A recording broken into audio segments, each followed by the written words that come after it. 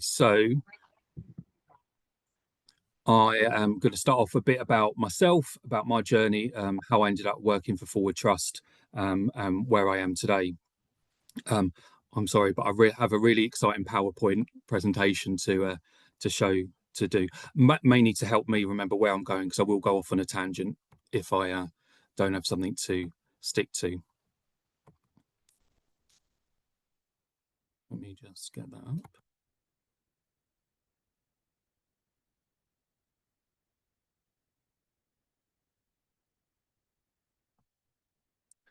So, as I said, my name's Darren. I work for the Forward Trust. I am the inclusion coordinator.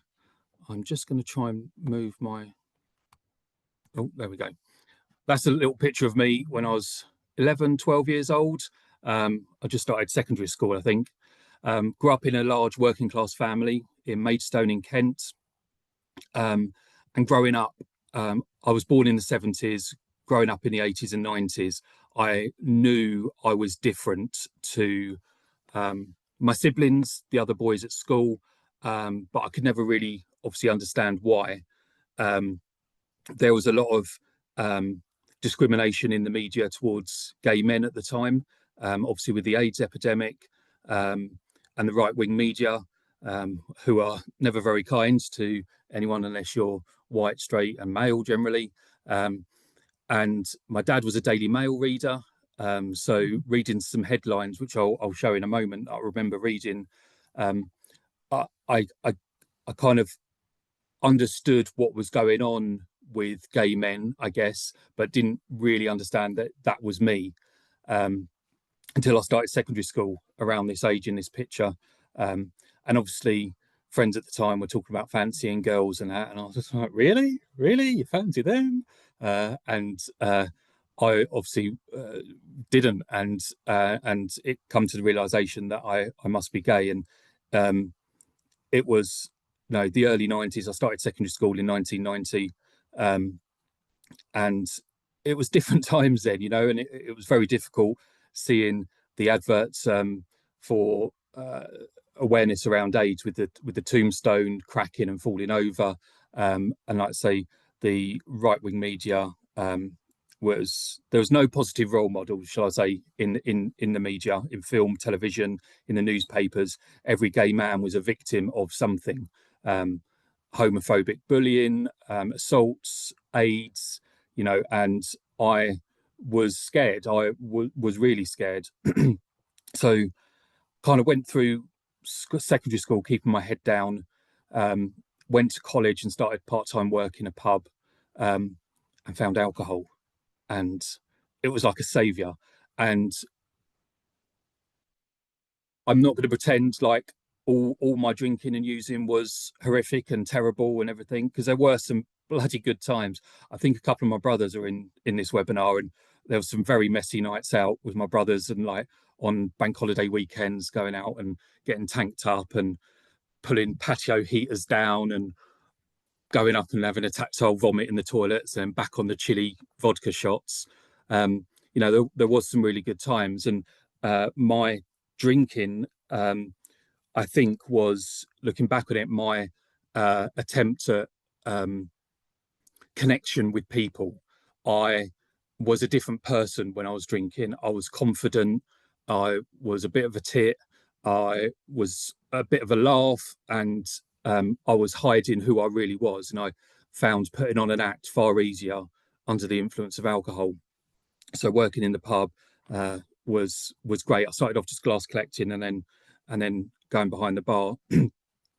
Maidstone, where I grew up, isn't very far from the bottom of the M25. And I remember going up with some mates, driving up to the bottom of the M25, around the bottom, listening to the pirate radio stations, sort of 95, 96, 97, listening to the pirate radio stations to see where the illegal raves were and where we had to go, which field we had to go in, which woodland we had to go in, which warehouse, and drinking and popping pills and what have you. And it was bloody great fun, and I can't really pinpoint where in time it turned from fun to a necessity and not fun. I'd moved to several different pubs, and interspersed in that, trying to get like a normal job to get away from alcohol. I realized I was drinking far too much, um, and working for an insurance company or working on a technical support line for Currys or Comet, whatever it was. But I always was drawn back to the pubs, and drinking day, noon, and night, and doing other stuff. It was, part of the pub culture, especially sort of the mid to late 90s. Was a bloody great time. Mostly alcohol pops, dance music. I'm nearly 47. I'm well into my pop dance, my drum and bass, my jungle. I still love it now, and it was great back in the day, and everyone seemed to be happy and loving life and what have you. And then friends started settling down and getting married.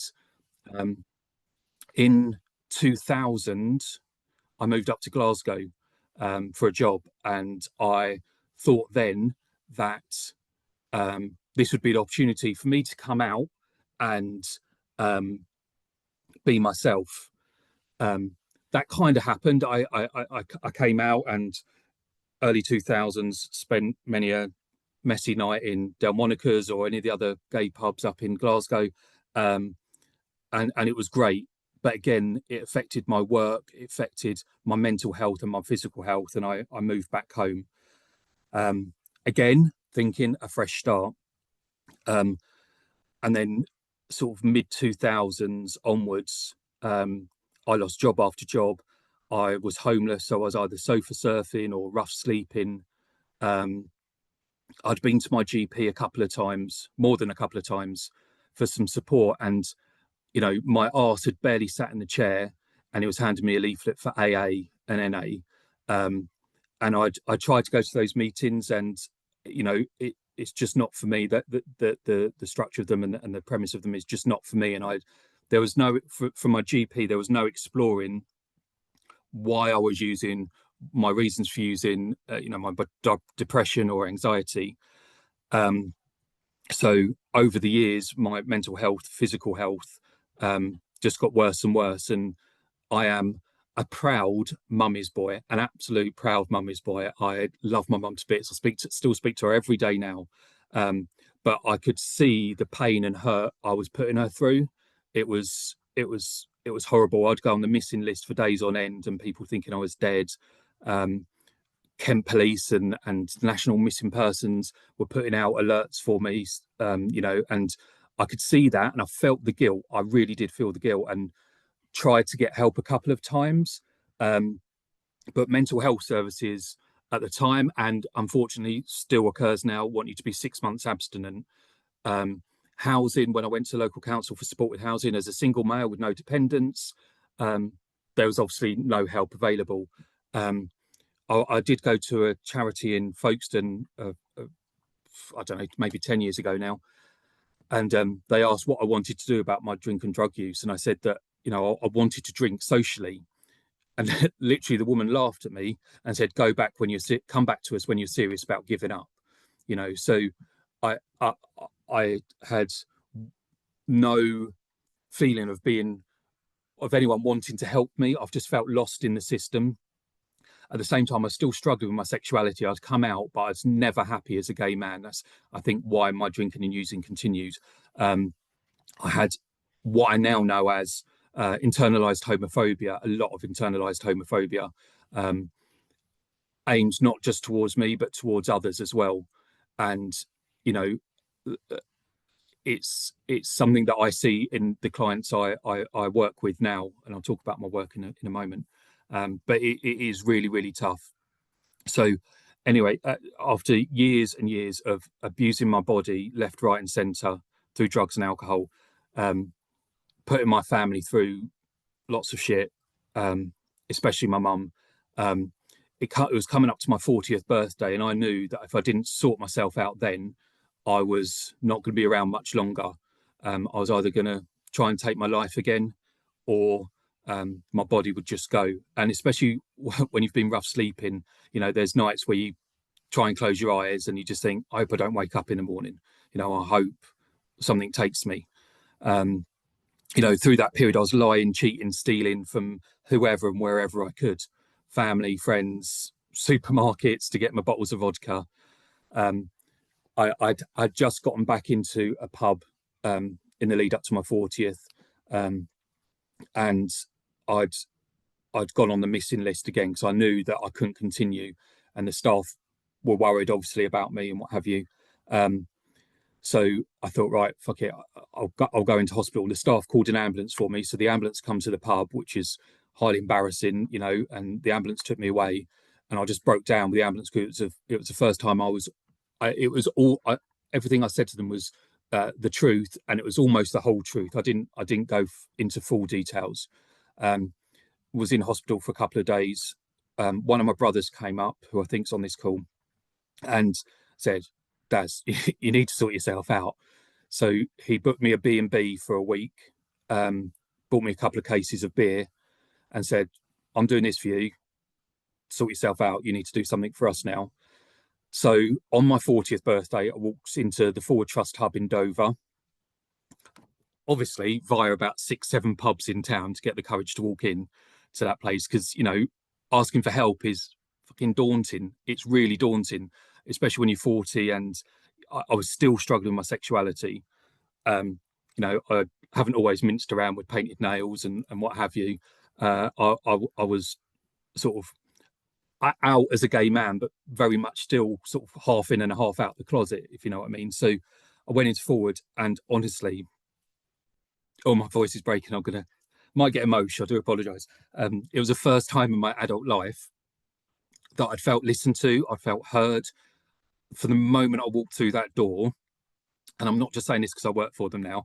I'm saying this as a client. I the person on reception was so cheery and smiley. I was seen within 5, 10 minutes for an assessment, and the guy who done it was just amazing. He was so empathetic, let me talk without interrupting me. And where previously I'd gone to mental health services or my GP or other services for support, you know, it was a tick box. They were just asking questions on a sheet of paper, sometimes not even looking me in the eye. And I know that still happens now, tapping away on their computer. This was a natural conversation with him just making notes. And then I felt there that this is a safe place to be. This is where I needed to be. So I thought, right, I need to give this my all and just take on board everything they're saying. So I went through an alcohol pathway program with them, and then into a community detox. So I moved back in with my mum at 40. That was hard work, but moved back in with my mum, which was amazing. And then started the day rehab program down in the Dover hub. So it's like a residential rehab, but you just go in during the day and to your own bed at the end of the night. And it was amazing, absolutely amazing. The people on there were amazing. I did think initially that I thought, right, I'm just going to have my detox and everything's going to be magical and I can move on with life. I'll say I'm going to do this day program, but I'm going to jack it in a couple of days into it because it's not really me. Group work's not for me. But actually listening to people from all walks of life share their stories and be open and honest, I thought the least I can do is reciprocate that and be open and honest. So I did, and it was amazing. We part of the program is you do the first 3 steps from the 12-step program. I still struggled with the 12 steps. I'm an atheist. I don't have a higher power or a God. I still would never call myself an addict or alcoholic. The language, for me, I know it works for a lot of people, and I know that and I respect that. But for me, I don't recognise those words as part of my story. Yes, I've had substance use issues, but if I was to label myself, my name's Darren, I'm an alcoholic, if I was to repeat that every day, for me, in my brain, I would feel no more than that. So they kind of changed the program a little bit for me, and I went more down the smart recovery route, and I'm now a smart facilitator. Which is amazing. And I completed that program, did the aftercare, which is Forward Connect. It's peer support group. And now there's over 500 people within Forward Connect up and down the country. And whilst doing that, I saw a job advertised as a assertive outreach worker. So I applied for that and was very fortunate enough to get that. So I've been working for Forward for 4.5 years. And in that first role, during COVID, which was an interesting time, starting a brand new role during COVID as an outreach role, was interesting. But I said to my manager at the time, I really want to set up an LGBTQ plus meeting, because if I'm struggling with my sexuality, there must be others who are struggling with their sexuality, their gender identity. So I wanted to do that, and I'm happy to say 4 years later that meeting is still going every Tuesday night, and it's growing. I did that outreach role for 6 months, 8 months, and then took on a full-time position as an opiate worker, so working with opiate clients in Folkestone. During that period, I was asked to speak at the staff conference in London, and it was face-to-face. So in this big hall with like 300 people around you, I was clung to the lectern for dear life, reading my story, getting very, very emotional, because I was going into details and it is quite emotional, but also the realization how far I'd come, that I was a few years before that, I couldn't speak to one person without drink or drugs in me. And here I was up on the stage speaking to 300 people. So I spoke about why I set up the LGBTQ plus meeting and the support the community needs. And I'd barely stepped off stage and people like hugging me and that. And back at the time, I was not a hugger. I was like, ooh, get off me. But the resounding thing from that was that people were asking how they can best support their non-binary clients, their trans clients, their gay men, their gay women. And I was just like, right, just give me a shout and send them to my group and what have you.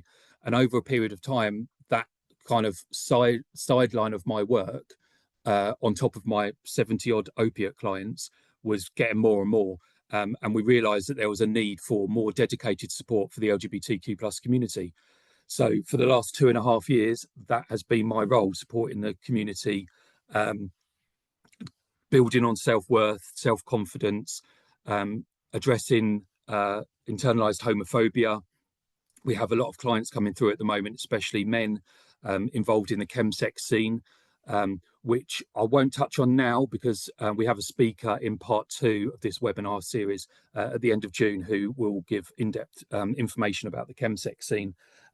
So this role has been amazing and it's really worked, and I'm very grateful to Forward Trust and for Kent County Council, who actually funded the role initially, to be putting this in, because there are specific needs within the community, which can be addressed by anyone, but when it's coming from a person from within that community, it feels more authentic. So yeah, I'm in that role, and now my role is diversifying, and I'm now looking at other underrepresented, underserved groups within our community. So people from different ethnic backgrounds, people with disabilities and neurodiversity, people for whom English isn't their first language. So yeah, we're looking at other underrepresented groups and adapting our service for them. I mentioned earlier about the headlines in some of the newspapers, and these are some of the headlines I remember reading when I was growing up. And the one in the middle here, abortion hope after gay genes finding. This is from the Daily Mail in '93, saying that they'd thought they'd found the so-called gay gene and parents could terminate the pregnancy if they wanted to. Gays conspired to infect society. Apparently, according to that news article, all gay men were trying to infect society and wipe out the heterosexual population. The Sun in the mid-90s, they're saying fly away gays and we'll pay.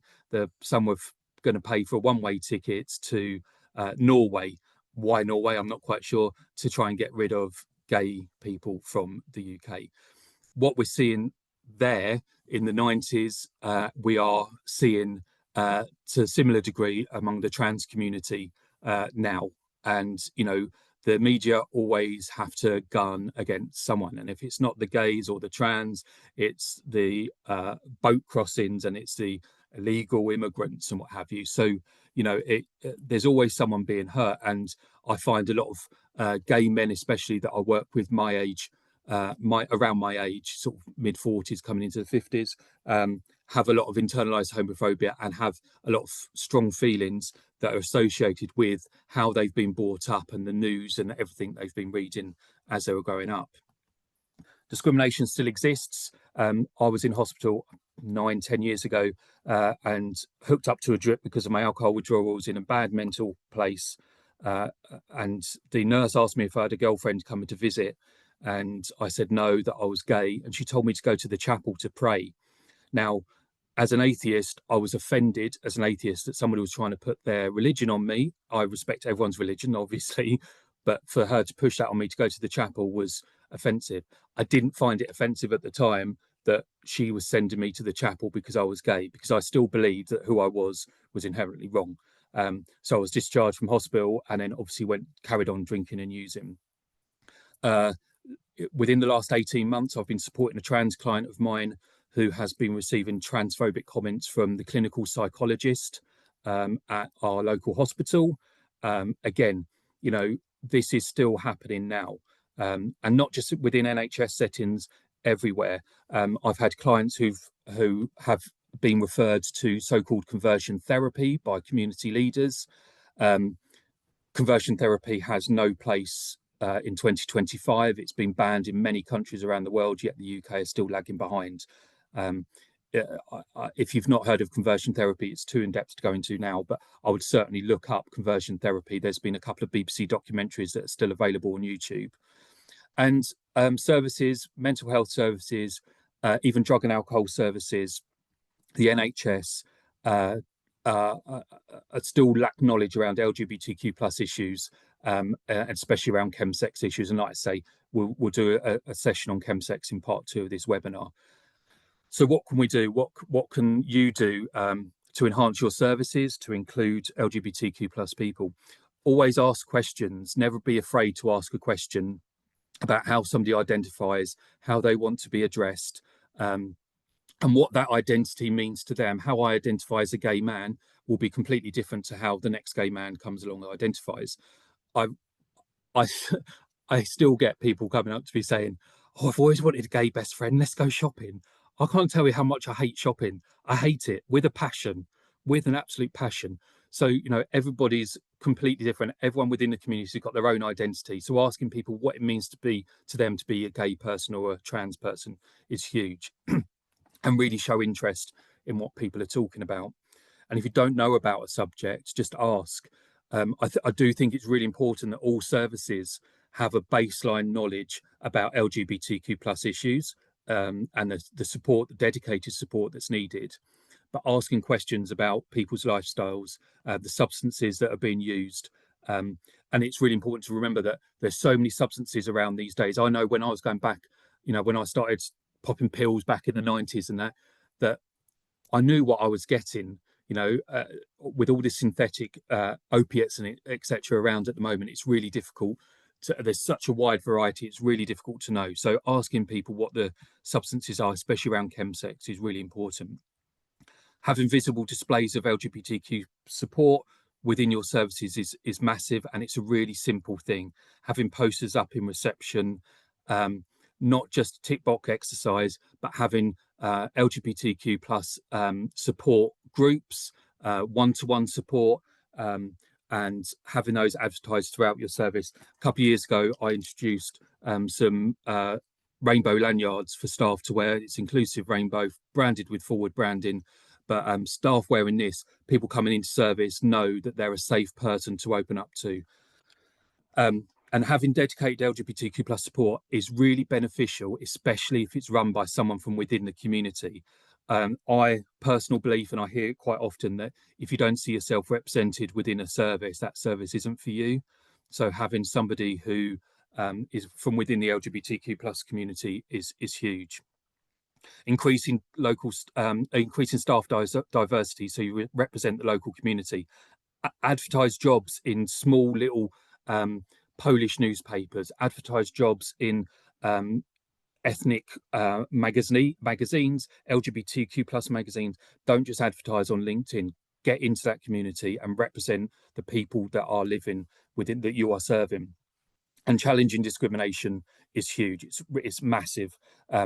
Whether you're part of that community or not, calling out discrimination is huge. Whether you hear it within a work setting, amongst friends, family, little comments, microaggressions hurt when you hear them time after time over years and years and years, they hurt. So challenging people is huge. And whilst we have improved as a society, we seem to be going backwards recently. The last few years seem to be going backwards, and we're all part of making that change and keep us moving forward. One of my biggest things is get yourself to a local Pride event. I having a little moan here, no disrespect to anyone that's affiliated with these companies, but Marks and Spencer's, Barclays, ASOS, whoever they might be, putting rainbow flags over their products for a month, yet not putting anything into the community, really pisses me off. You know, you can buy a special rainbow coloured sandwich or whatever. None of those. There's no donation to a local LGBTQ service, for a young kids service who are experiencing problems at home because of their gender identity or their sexuality. Get into a service and showing that you are providing for that service year round and not just waving that flag for Pride Month. I think it's really important.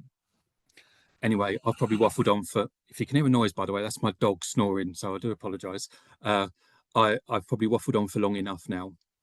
We're going to go over to, I'm more than happy to answer any questions. Pop your questions in the Q&A at the end, or during this, or we'll go through questions at the end. I'm just going to bring up, we're going to go to Wes now, and I'm just going to find out. Wes, here we go. Wes identifies as a recovering alcoholic and a transgender woman. She's been on her recovery journey for over 2 years and describes it as one of the kindest things she's ever done for herself. After completing a residential treatment program, Wes settled in Glasgow. Oh, Wes, where she has been studying and working with LGBTQIA plus individuals accessing support services. A passionate advocate for inclusive and effective treatment, Wes draws on her recent lived experience to support people accessing service within LGBTQIA plus communities affected by substance use. She is currently working with Phoenix Futures. So with that, we'll hand over to Wes. Hi, thank you, Darren. It was good listening to you. I'm Wes, proud trans woman.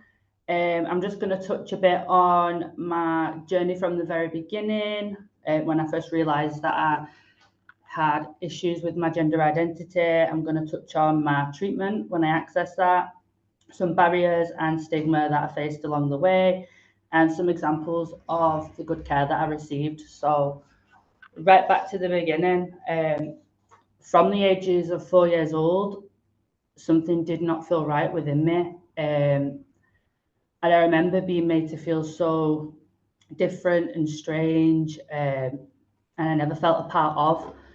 I remember always wanting to have Barbies and wear dresses, and I remember being told, like, oh, you can't do that, it's not normal. And I remember there was like an incident when I was probably around the ages of 4. It was like the school nativity, and my mum had to go into the school because I kicked up a fuss because they wouldn't let me be Mary in the Christmas nativity play.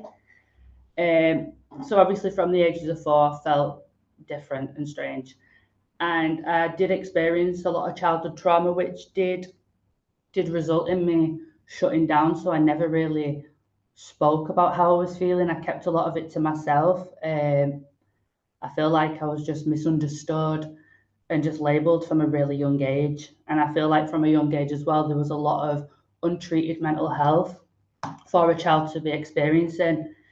So obviously going through my young life, it was a struggle. School was a struggle. Going through puberty was traumatic itself. And come the age of 18, I was diagnosed borderline alcoholic. And from then, it just went into like a downward spiral. I had no self-respect. I didn't really care. I designed myself to die. I was reckless. I was just drinking for the sake of drinking. It got to the point where in the mornings I would be waking up and the first thing that I would do was take alcohol. I needed it to function, and I liked the way it made me feel. It actually made me feel normal. But that was just because it was blocking out all those horrible negative feelings that I've felt my entire life. It gave me confidence. It just made me feel like who I was supposed to be. A bit like an alter ego. So obviously from the age of 18, suffering with alcoholism led me down some really dark paths. I experienced a lot of trauma. I put myself in a lot of high-risk situations. There was a lot of sex work, a lot of suicide attempts. I'd just really given up at life. And through all of this, I was still identifying as male. Back when I was younger, there was not really any knowledge around transgender identity. And I was just labelled as gay. So that's the label that I ran with. And then COVID came. COVID hit 2020, I think. Seems like a lifetime ago. And I remember I was sat in my room and I was just like, I was done. I was literally done and I just couldn't do it anymore. And I thought, this is happening. I don't feel happy and I just can't. I just don't want to live. It was that designing myself to die. I just didn't care. And I remember asking myself, like, what would make me want to live? A bit of self-talk. And I remember just saying to myself, like, if I was true to myself, because deep down I always knew, I just never knew how to communicate it. And I made the decision to come out as transgender. And I remember, like, I had this massive full grown beard and everything, and I hated it. And the reason I had all of that is because I felt like I needed to be somebody to please family and friends, and it upsets me that I had to go through all of that just to please someone else, because I felt like I wasn't that important. So 2020, I came out as transgender. And from then, I thought that was it. I'm cured. This relationship that I had with alcohol and this chaotic lifestyle I was living was going to end. And if anything, it actually made it a lot worse. Years and years of untreated trauma. And obviously an addiction to alcohol, which you just can't put down, as some of you may know. So I was quite a spiral up until, I can't remember what year, 2023. So 2022 was when I planned to take my own life. And I remember the feeling of just like, oh, I can't do this now. This is it. Luckily, thank God that I actually pulled through. I was sent to hospital and stuff. And from that, I got involved with like CAP teams and stuff. And this was something that was so alien to me, because for years and years, I never spoke to anyone. I never sought help. I always felt like I couldn't trust people and people weren't going to listen to me. And I remember that first time that I actually reached out for help. And just, I was quite lucky. I received really good care and support, especially around my gender identity. 1 second. So obviously going through the process of getting with CAP teams and stuff, I got engaged with a drug and alcohol service in Oldham, where I'm originally from in England. And that was Turning Point. And they pitched the idea of rehab to me. And the first thought wasn't like, oh my God, I'm going to actually get the help that I need. My first thought was, am I going to be accepted? Like, all those worries and self-doubts came in, and it did kind of put me off, the fact that I was worrying about how I was going to be treated and if I was going to be given the right pronouns, the right care, the right language and stuff like that. And it did hold me back. And it was one of them, it was like, I need to just try this. So I accepted the offer, and in 2023, I came up to Scotland to start my treatment programme. I did 6 months in Phoenix Futures House, and then I moved on to the resettlement service, where I did another 9 months where I found a flat. My time in Phoenix, I was able to work on myself, become free from alcohol dependency, and find that self-love that I've never had my entire life. And obviously learn how to talk to people about how I was feeling and rebuild that trust. which is something that I've never had before. And it was an experience itself. I'm not saying it was easy. It was hard and it did have its challenges and stuff. And fast forward now 2 years, I'm a paid staff member for the service. That pretty much saved my life. So for that, I'm forever grateful. So there was some barriers and stigma that I did face along the way. When I arrived in Scotland, it wasn't until I got referred to the GP they actually found out I was transgender. So I feel like that for the staff would have been a bit of a shock, like maybe a bit of, oh my God, we've got a trans client, what do we do? So obviously they didn't know I was transgender up until I got signed with the GP. And on a Friday, this is one of the things that I'll appreciate that one of the staff members here did. On a Monday and a Friday, they have like a resolution group, and it's where like the senior members of the community will come and sit and they'll all talk about obviously what's going on in the house and stuff like that. I came into treatment on the Thursday, and on the Friday, one of the workers set up this group, and one of the main focuses was how it was basically about me. I only found this out, I think it was when I even left treatment, but it was basically them saying like how I'm transgender, and it was just pleading that the community treat me with the respect and kindness that I'm due and that I deserve. And that means a lot, that someone could go out of the way to make that difference. There was a time where I was told they wasn't sure what section I'd go in, so it split up male and females. They wasn't sure which section I would go in, and I feel like at the time that was quite inappropriate language to receive. But again, it was just the lack of knowledge and education around it. And then obviously I was asked if I wanted a male to do my drug screenings and stuff like that. So rehab was probably one of the best experiences of my life, and I'll just touch on obviously what the staff did that made me feel included and like I received the good care.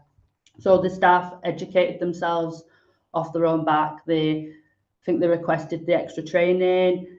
They learned the appropriate language, using my correct pronouns and stuff like that. They asked questions. They wanted to know. They wasn't beating around the bush thinking they was going to offend me or anything. I am quite an open person, so I'll just say it as it is. And I know there is some people out there who would struggle with being asked. They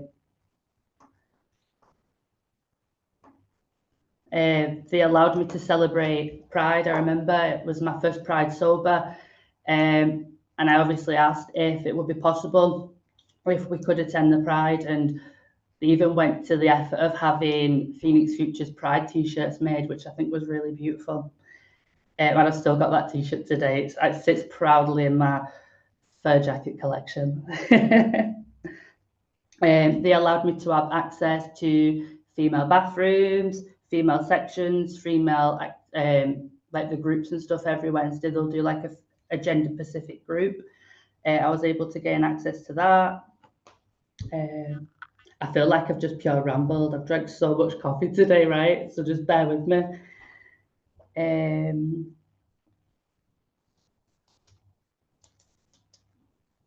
So just what I do now, I get to use my own lived experience, helping people like myself out in the community. I actually have just come from a service where I was working with LGBTQ plus members. And this was something that I never thought I'd do in my entire life, but it's something that I found that I'm really passionate about. I'm still early days, and I'm still like new to all this advocacy stuff. Because my last job was actually a sex worker, so it's just been a big to this, and I still have to pinch myself and think, oh my God, I'm actually in charge of people's lives now. But no, it's a really good. I'm really glad that I've been given this opportunity and stuff. Darren touched on a few things that I'll just want to highlight again, which I think is really important, and it's the signal of inclusivity physically and online. Like obviously Darren was talking about the lanyards and stuff and how important that is. I remember accessing an alcohol service, and the first thing I saw when I went into that office was a big pride flag on the wall, and that instantly makes you feel so welcome there. And it's not even a big ask to put that up in your services. It's really not. You can get the flag offline for £1. It's not an issue, but just to make a difference to that community is so important. It makes them feel seen, it makes them feel safe, and it encourages them that they can open up.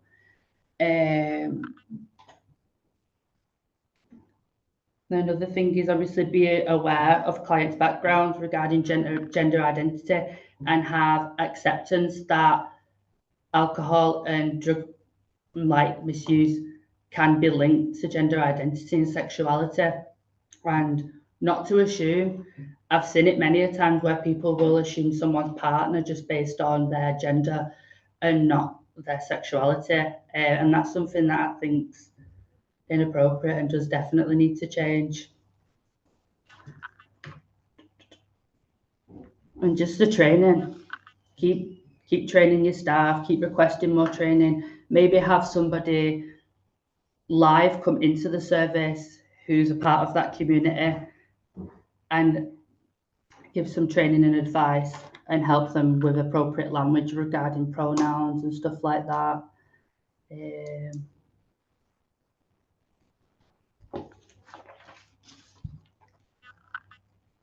I don't really know where I'm going with the rest of this. I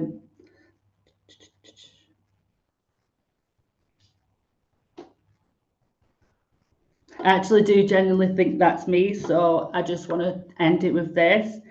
If anyone who is transgender and is watching this right now, I just want to say, keep up the fight. You are strong and you are beautiful, and I love you. Right, and that's me. That's amazing. Thank you so much, Wes.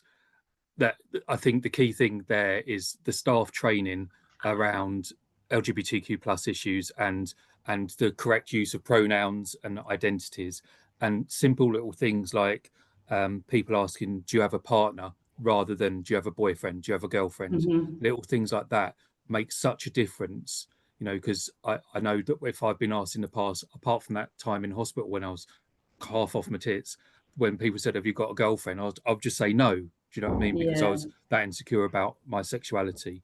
So that, and you know, I've obviously recognised drinking first thing in the morning. That's, you know, hugging a toilet bowl at 6 o'clock in the morning, throwing up nothing but back bile, but still putting the neat vodka down your neck. You know, it's tough, and you get to a point when you think, how have I gotten to this? What's happened? You know, and it's easy to stay stuck in that. But I'm so proud of you, and it's amazing to hear your story and fighting that fight for everyone up there in Glasgow. That's amazing. I maybe have to have a little trip back up to Glasgow again. It's been 25 years since I've been up there. Come see me. Thanks ever so much, Wes. Really appreciate it. And again, any questions, pop in the chat and we can speak with Wes afterwards. Thank you. We're now going to go to our second speaker, Catherine Meads. Catherine's a professor of health at Anglia Ruskin University and a senior systemic reviewer. She completed her medical degree at the University of Leicester and PhD and MPH at the University of Birmingham. She's been conducting research into sexual orientation and gender identity health since 1992 and has published several groundbreaking papers in this area. Recently, she's completed a review of the education of health professionals in LGBT services issues with Dr. Michael Brady, National Health Advisor for LGBT Health at NHS England. She has delivered numerous public lectures, spoken at select committees and all-party parliamentary groups, taught undergraduate medical and nursing students, and helped develop e-learning package for GPs. She has been on several LGBT conference steering committees and study advisory committees, and she was a member of the UK Government Equalities Office LGBTQ advisory panel from 2018 to 2021. So with that, I'd love to hand over to Catherine. Gosh, that sounds scary. Is that me? Bloody hell. I'd just like to say thank you for both of you for telling us your stories. They are very, very moving and very important to hear. What I'm going to do is a slideshow about a report that I recently finished. So if I can get that up on the screen.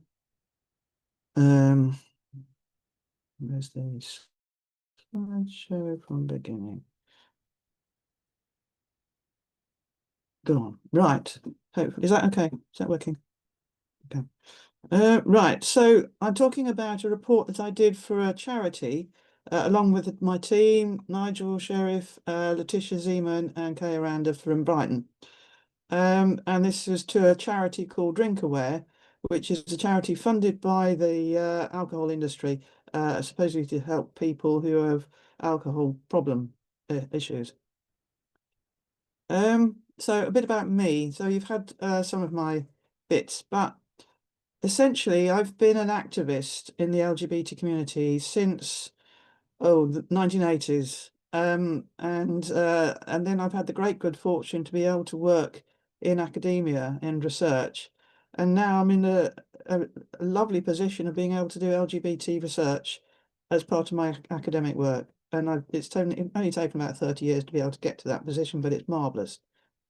What I do, I'm a systematic reviewer.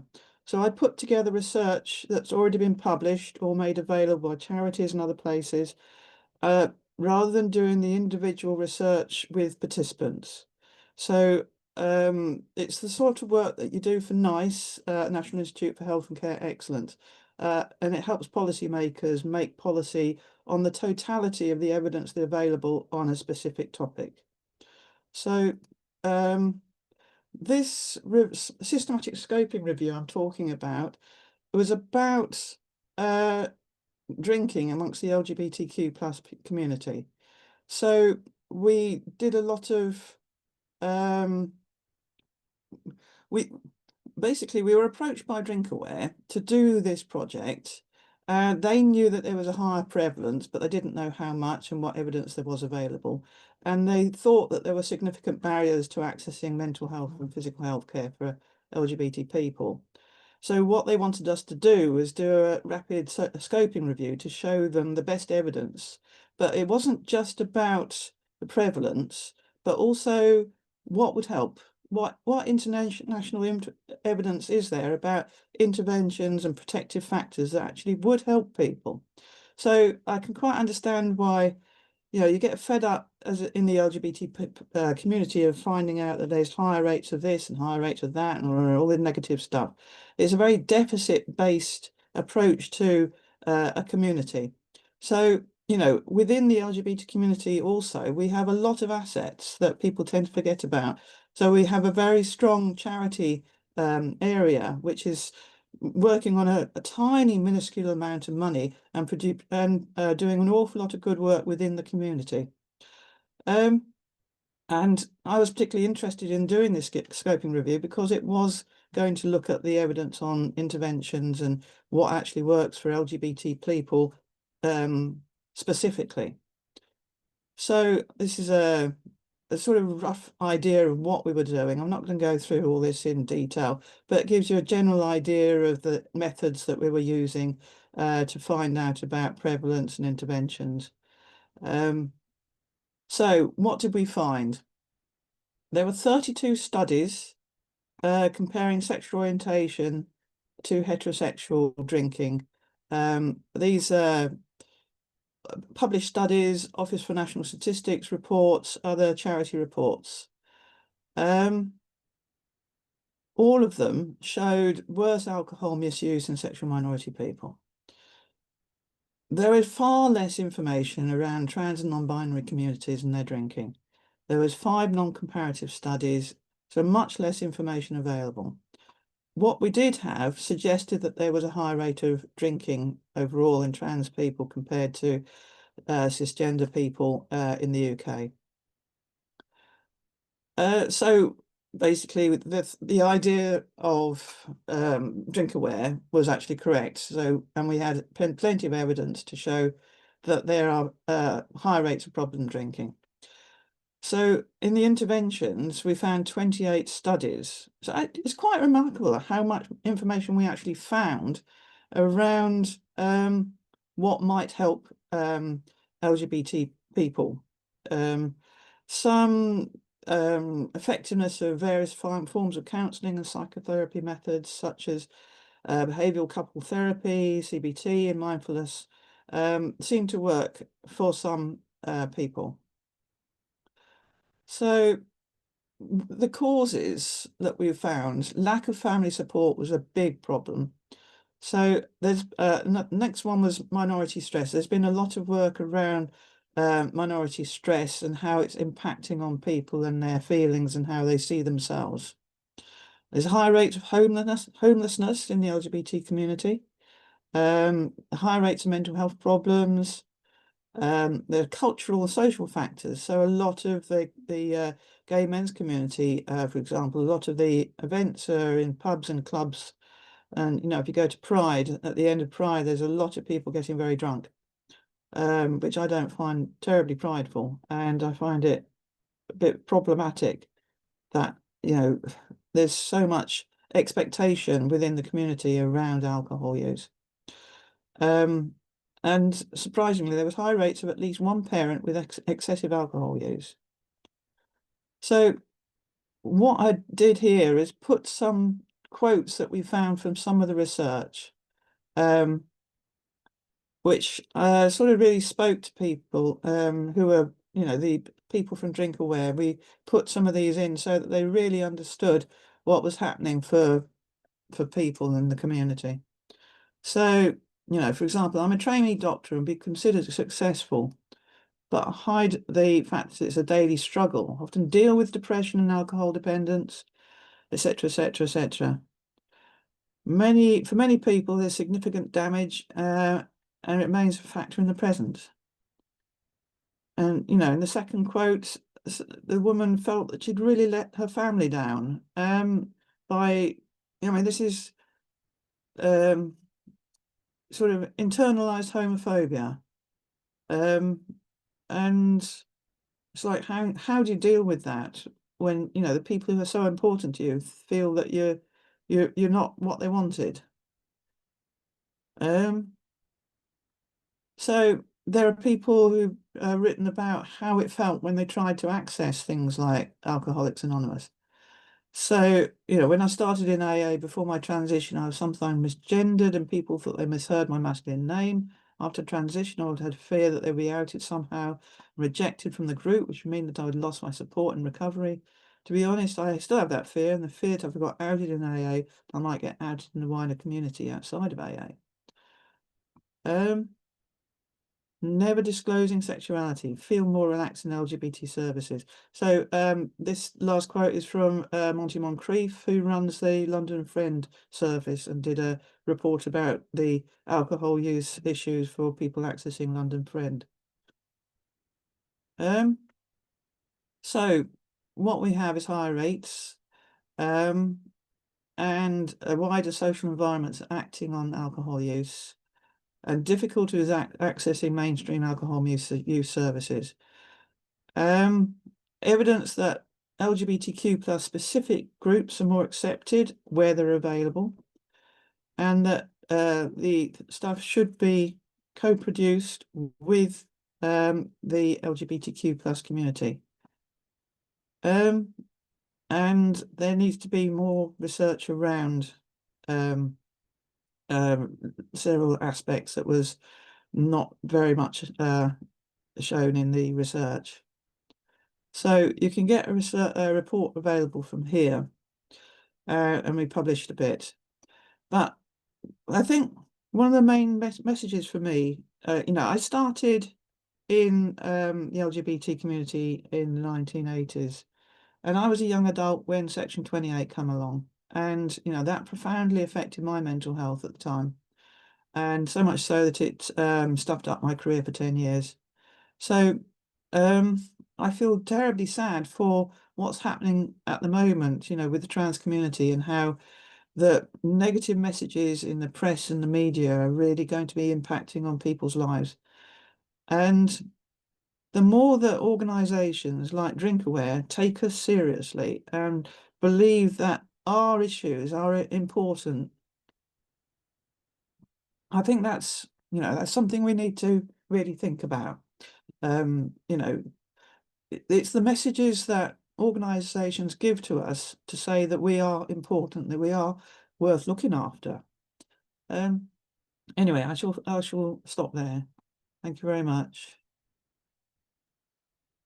Thanks ever so much, Catherine. I've often read lots of research papers and wondered what we do with that information.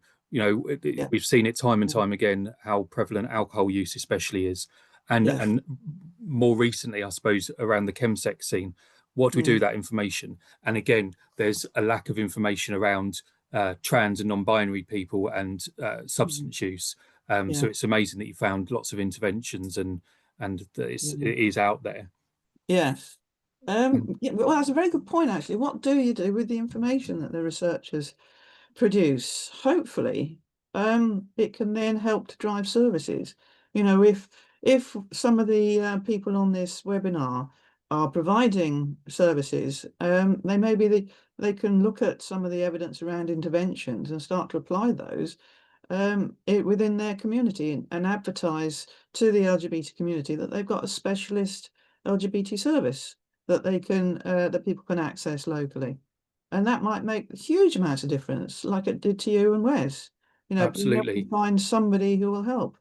And having those interventions and groups, online groups or in-person groups, run by people within the community is huge again. And I if people don't know about Section 28, it's worth a Google and just have a read, because again, I was in school around Section 28, and it was hugely damaging to a lot of people. It's shockingly damaging. It's like newspaper articles like 90% of gays should be gassed and the other 10% should go into mental hospitals. I was reading that as a young adult and it had a terrible effect on me. Yeah, it's terrible, isn't it? And again, like you say, we're seeing it aimed towards the trans community at the moment. So whatever services can do to provide a specific interventions, groups, one-to-ones for the community is huge, because there's a huge amount of people out there not accessing support that need it. Well, exactly, because all the way through your life, say if you went to school during Section 28, you've been told you shouldn't exist, you shouldn't be there, you shouldn't be accepted, and you've internalized it, and you think, well, why should I bother? And depression is such a terrible difficulty to get through, because it tells you not to bother even trying to do something about it. And so it just ends up in a vicious circle, which can only be broken by somebody reaching out. That's it. And I often hear the phrase hard to reach communities. The communities aren't hard to reach. We're out there, whether ethnic minority communities, LGBTQ, the services are the ones that are hard to reach because they're not providing the service for us. Yeah. Appreciate that, Catherine. Thank you ever so much. That's amazing. Thank you. We'll just go on to our final speaker of the day, Dr. Mark Adley, who has a background working with HIV/AIDS, substance use in the prison communities and residential, youth offending, homelessness and primary care settings. He has recently completed an NIHR-funded PhD, which took an intersectional look at queer marginalisation within health and social care services in the North East. The open access scoping review from the PhD not only identified a mirroring of stigma within SMD3 services, but also the privileging of white gay men within LGBTQ research. So, Mark, over to you. Great, thank you very much, and Darren, and thanks also to the Anti-Stigma Network for kind of setting this up, really. I'm going to go over my recent study. It was like a 3-year study set in the Northeast. I'm going to use the word queer sometimes interchangeably with LGBTQ+, and I know it's not for everyone, but I date back to ACT UP in the 1980s, and the language there was a little bit different, so bear with me. It was funded by the National Institute of Health Research, and I did this out of Newcastle University, and a really fantastic group of public advisors. So part of the funding for the National Institute of Health Research is that they want you to work alongside members of the community, and it took me some time, but I found some really fantastic community members who really contributed to this kind of look at queer kind of disadvantage. And what I mean by that, I'm going to use SMD3 and multiple disadvantage to refer to these sort of categories of homelessness, drug and alcohol use, and experience of criminal justice system that we have kind of set in stone now to mean disadvantage. And I think part of this study throws a little bit that up a little bit up in the air. So yeah, there's huge amounts of information within this report, and there's lots of what I would call plain language reports, so not in fancy academic language on the project website. There's a QR code at the end, but the joinedupnortheast.co.uk. So a lot of reports and output from this, including quite a comprehensive sort of plain language report as well.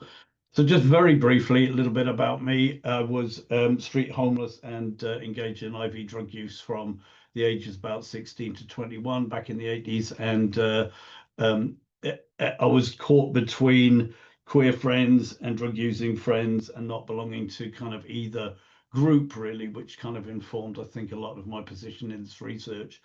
The other thing that really made a difference to this was I'd worked in prison settings, drug and alcohol settings for most of my life, and moved into healthcare, moved into working in GP surgeries a few years back. And I really noticed how much my practice as a worker had been framed by the risk framework within drug and alcohol services and the risk-based framework. And then I moved into health, which was more about wellness and well-being. And I noticed how much of my own way of being with people I was working with had been sculpted by those frameworks. So that was an interesting kind of reflection. And yeah, the drugs wheel's been going on. I've been doing that since 2012, I think. So with Michael Ennell and some others. So that's another kind of part of work that I do.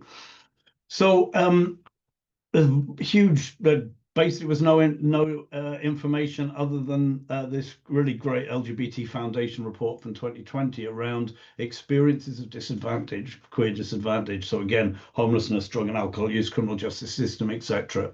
And there just was no, there was nothing kind of in the literature, which I was really surprised about. So the first thing I did was a scoping review, which is not a systematic literature review that Catherine does, but it's more of a sample of what's out there. So I looked at published academic literature and also reports from organizations, Stonewall and other organizations who've done reports around this area and pulled that together. So it was more a sample of the kind of wider literature. There was some stuff in there that was I guess what I expected, which was this impact of normativity that kind of ran through all services and the impact that it had on LGBT adults.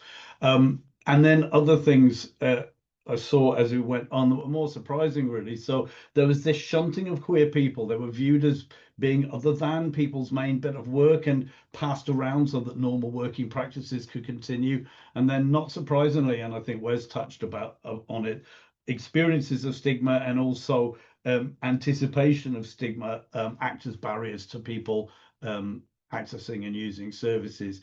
And then I think as a gay man myself, I was able to dig in and look at the literature again from maybe a different perspective. And what I noticed within this body of literature around queer disadvantage, white gay men were just made the majority, and it's across all LGBT research. Most of this comes from white gay men, middle class, living in predominantly affluent kind of neighborhoods, as we call them, London, Brighton, Dublin, Manchester, etc. in the UK. So there was again, there was no one of Asian or Asian or British ethnicity within the demographics. So this is part of what informed my study, was that although sexual orientation and gender identity are really important, there's other factors going on, and I think it's often not really not adequately addressed within research. So yeah, I kind of tackled that on really, and took the northeast of England as an area because of its only had there was only one LGBT organization in the Northeast, and that was closed while the study was going on. It's very kind of heteronormative up here, and it was a good place to look at what happens when people don't have access to kind of LGBT services. Recruitment went on for 13 months, and I made a real effort to try and broaden the scope, make it more accessible to people of color, and people with neurodivergence, etc. And there's some interesting stuff about the rainbow branding that came up later. Big involvement with the community, fantastic kind of group of people, really got in. It was lovely for me, having worked in pretty heteronormative environments for many years, to sort of dig back into kind of queer stuff, which was really lovely, and a great dissemination event as well, checking the findings. So 72 people took part in the study. These were all what we call qualitative interviews. So they were talking with people. There was not really kind of numbers involved. 39 interviews with LGBT people facing disadvantage. So in addition to homelessness, drug and alcohol use, criminal justice system, there's also the experience of domestic violence, sexual assault, racism, etc.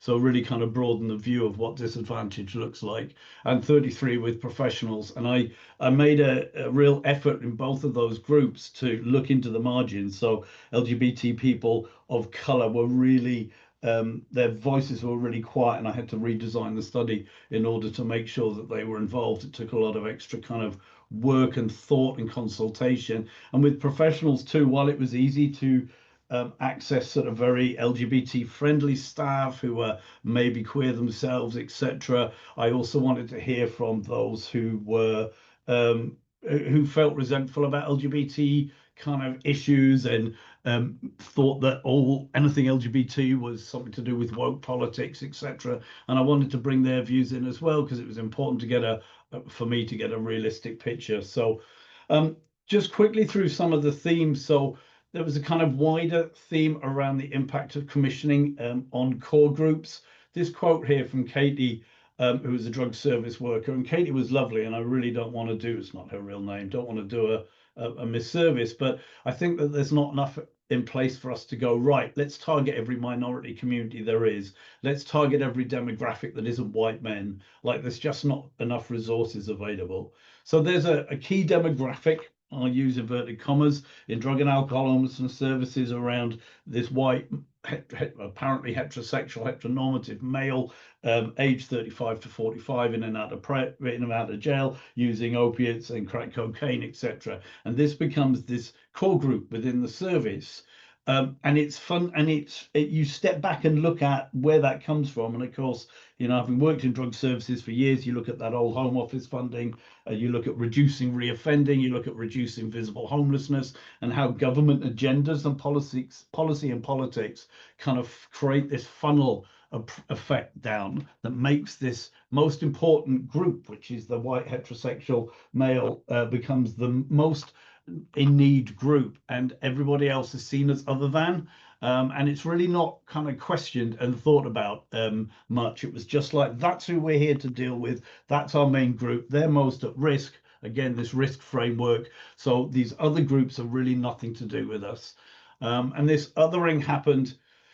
Tony, it was really interesting. So he was a user of crystal meth, and the only gay man and user of crystal meth in the drug service, and he went to his local commission drug service. And I'll read through this. He had a cold. Everybody had a cold. They knew about his HIV. He told the group about his HIV status. And he said about 3 of the people that were in there the previous week, sorry, it's the support group, had flu. I go in there on the Monday morning full of flu, and everyone in there, about 8 or 9 people, every one of them decides at break time that if I don't kicked out, go home until I recover, they're all going to walk out because they're scared of what they'll catch off me.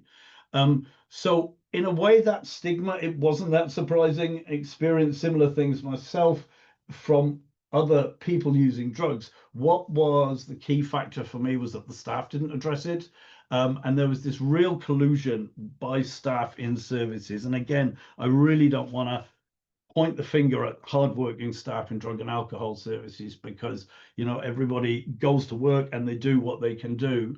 There was a lack of challenge in reception areas around racism and banter and jokes and discrimination that makes these services really unsafe for LGBT people and people of color, trans people, etc. It creates an unsafe environment with a privileged position of the white heterosexual heteronormative male. And this was so interesting. So, and again, I was, in a way, I was part of this, and I have to hold my hand up when TOPS and NDTMS started asking about sexual orientation and gender identity. I think there was a shared kind of belief or a shared mindset that we're going to have to ask this question. It's going to be really embarrassing. So we'll just say, look, we have to ask about sexual orientation and gender identity. It's really embarrassing. It's a bit of a tick box exercise. You know, I know you're straight. Let's just put normal there. So that was the kind of discourse, and it still goes on. And it was interesting. This was a shared discourse in 2023 around multiple different services, different workers, that being LGBTQ plus doesn't make any difference to someone's drug and alcohol use. And it's one of those kind of gobsmacking kind of statements where only a kind of cis heterosexual person can make that statement. Every queer person knows how much their sexual orientation, gender identity, every person of color who's in drug service is aware of that. You know, these social discrimination and the factors that keep us apart from other people have a huge impact on drug and alcohol use. And also tapping in again, this taps into kind of my stuff, getting caught in the middle. Daniel was in a homeless hostel. He was also using crystal meth, and he was, I don't fit anywhere at all. I don't feel like I fit anywhere because I don't like the gay community because it's toxic. They're not all that nice and rainbow as they pretend to be. I'm so in the middle. And this was a real shared experience of kind of queer people facing disadvantage, homelessness, etc., that they were belonged in neither. And there's some really interesting thing around the rainbow branding and how we assume that signals to everybody that they're welcome, all queer people. But actually, for quite a lot of the LGBT people of color who were extremely on the margins, that rainbow branding signified to them that they actually weren't welcome. They saw it as a white gay male kind of thing that didn't include them. So although it's really important to signal these things, it's also, I learned this during the study. I hadn't really stopped to think about how that branding might not work for everybody. So, and I'd love to do more about the positive stuff that I found in the study, but there were these really lovely stories of when it worked, and GPs staying late after work to spend a lot of time with young trans people, etc. And there was so many lovely examples, glimmers of light within this, and you know, so I can't go into them all. This is a long quote. I'm actually not going to read it because of time, but it was from Craig, who was a bi man who'd gone into jail, and actually after a while, he didn't go on the vulnerable wing, on the VP wing. He went on the main wings and came out a couple of months into his sentence, and had some interesting stories to tell about that. But having you know, been released from custody, he then went into supporting people within the criminal justice system, and his own lived experience was incredibly valuable, as you know, Darren and others have shared. So. And this ripple effect that went out from, excuse me, from positive engagement at that front line with worker, that coalface between worker in staff and queer person coming in. If you get that right, this fantastic ripple effect that goes out as the service kind of develops and grows and becomes more LGBT and kind of marginalized, group friendly, and more aware of some of this social disadvantage and this networking between organizations, multi-agency work that really took on board some of the specific discrimination around LGBT people. So key findings and recommendations from the study. I appreciate time is kind of short, but this idea that the majority have been prioritized. So this mirroring of stigma and privilege within wider society was mirrored within services, and this idea around workplace cultures. So what came up a lot from drugs workers, from heterosexual drugs workers, we don't have any data around queer drug use, we don't have any information, there's no recommendations. And there actually are very clear recommendations in the Orange clinical guidelines around making services safe for marginalized groups, but they're not taken on board. So my kind of sense is, although training is really important, I think what we've got to do is make sure that staff are not just nodding their heads during the training and then going back to business as usual, but they're actually really understand why this is important. And I think Wes's point about getting people with lived experience in to share their experiences really help that. If you're going to put in new processes around LGBT stuff, there's no point in just putting in a new policy, because staff, if there's pushback, well, push back. If they don't think being LGBT is important to their work, they're not going to build that in. So, and again, coming back to this within disadvantage, and the field of disadvantage, poverty is viewed as the real form of disadvantage. And while there's no way, you can't take away from the extreme importance that poverty plays in multiple disadvantage, there are other types of disadvantage as well. So widening the field of vision. So just very briefly, there's a real bias embedded within our current frameworks. Severe multiple disadvantage takes data from key organizations and key data sets that are drawn from services that don't have equal or equitable access for LGBT and other minoritized groups. So you draw data from the services that prioritize those already privileged, the white heterosexual people who can access the services. You draw data from that to create your definition of disadvantage. So we've got this kind of snake eating its tail loop of those on the margins aren't included, and then aren't included in definitions. So we create this definition of multiple disadvantage that renders invisible a lot of other groups. And adverse childhood experiences, I never really kind of stopped to think about it. It's a great model, really helpful, etc. There's no mention of racism or queerphobia within that. So the experiences of racism from growing up, from somebody growing up, certainly in the UK nowadays and when I was young, would be massive. And we don't even look at that within adverse childhood experiences. So again, these frameworks, I think, deserve a little bit of unpicking. So I guess the main takeaway from me was that queer people facing disadvantage are not only stigmatized and excluded, marginalized within wider society, but when they enter services that are designed to support people on the margins, they experience the same level of stigma. It's certainly not all doom and gloom, and there was lots of positives. And if I had more time today, I'd explore that. But I think in terms of pitching this at practitioners at service level, I think there's practical things that we can do. And I think the first thing is really having a look at our collective directions within services. Who are our most important group? Who made that decision? Where did that get made? And our rear view mirror. So who's not at the table and why? There was a quote from a service, and they were championing their group of their service user group. Oh, we got this brilliant service user group. We meet, we take on their recommendations. And I asked a little bit, and I said, so how many women do you have? And they were like, oh, I don't think we have any women there. How many gay? Oh, I don't think we've ever had a gay person, but we never ask. Any people of color? No. So their service user group, that's great, is made up of cis heterosexual white men, between the age of 35 and 45, and so the snake kind of eats its tail. So references, of course, but there's a QR code to the website with a lot more detail on it there. So the stopping sharing, let's have a look. Great, popped up. Thanks.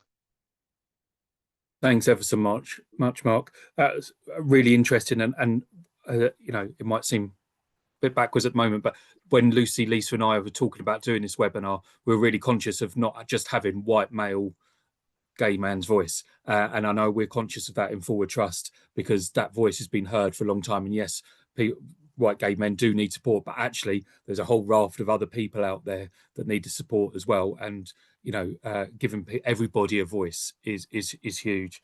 Really appreciate that. I am conscious of time.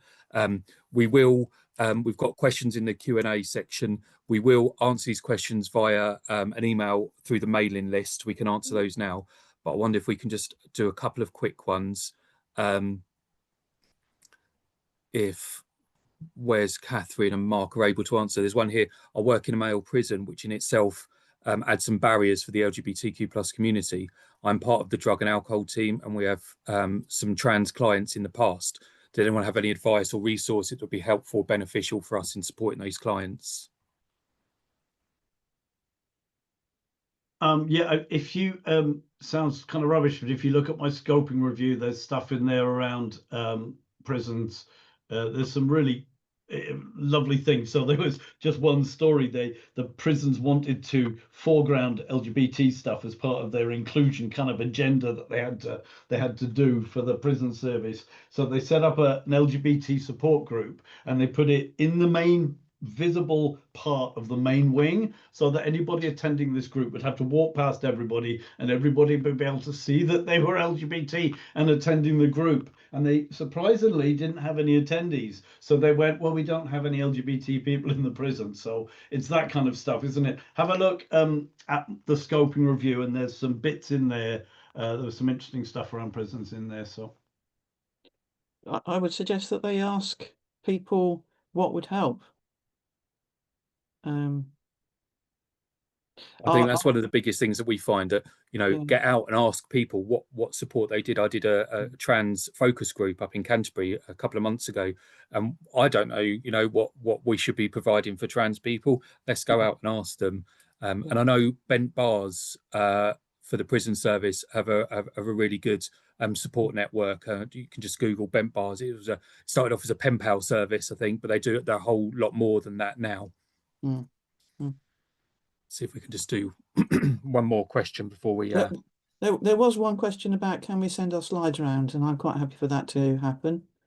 Yes, we can send those round. Catherine, you mentioned about alcohol is a high prevalence within the LGBT community. What about drugs? Well, the report that we had wasn't focusing on drugs, but I imagine, yes, probably.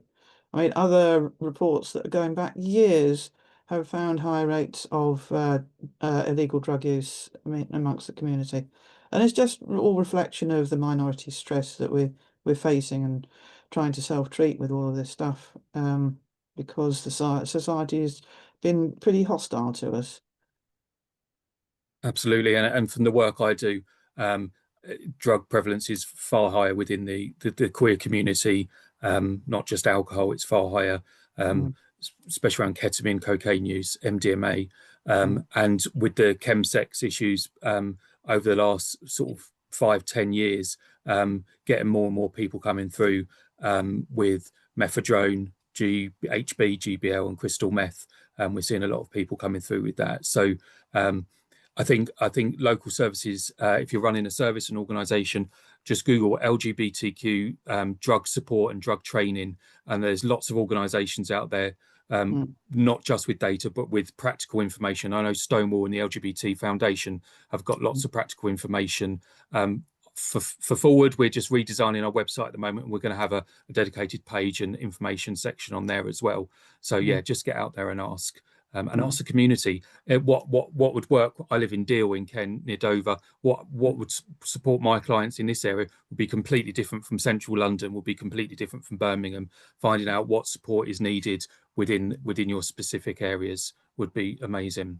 But also, you know, some of this starts in school, and Yes, outreach into schools from charities that specialise in this area, like in the Cambridgeshire area, there's the Kite Trust, and you know, there are other charities in other places. Getting people into school that telling children that they are wanted, and you know, they need to look after themselves, and you know, and just those messages are so rare even now for children in absolutely. schools. Even, you know, the laws have changed. You know, when you were going through school, the laws were very anti-gay, but now the laws are much more positive. But even so, the actual practice in schools, you know, the children may not be hearing what they need to hear Absolutely. about being okay. There's a charity down here called in Kent called the BU Project, and they work with young LGBTQ plus people from the ages of 7, I think, right through to early 20s, and they go into schools, they do social groups and what have you, and it's amazing. I'll go in and do talks around drugs and alcohol with them, but also I was in Ramsgate College a couple of weeks ago giving a talk to college students, not just about my queer identity, about the drugs and alcohol scene as a whole. You know, so it's important that people see that and see positive role models within the communities. Positive role models is huge. Yeah. And it's not just talks, you know, they sometimes do drama groups and Yes. plays, and take plays around and show people and get children involved in developing plays using their own words and that kind of stuff. That also works very well for people. Absolutely. Well, thank you ever so much, Mark, Catherine, and Wes, for coming in. It was an amazing session. This session has been recorded and it will be up on YouTube.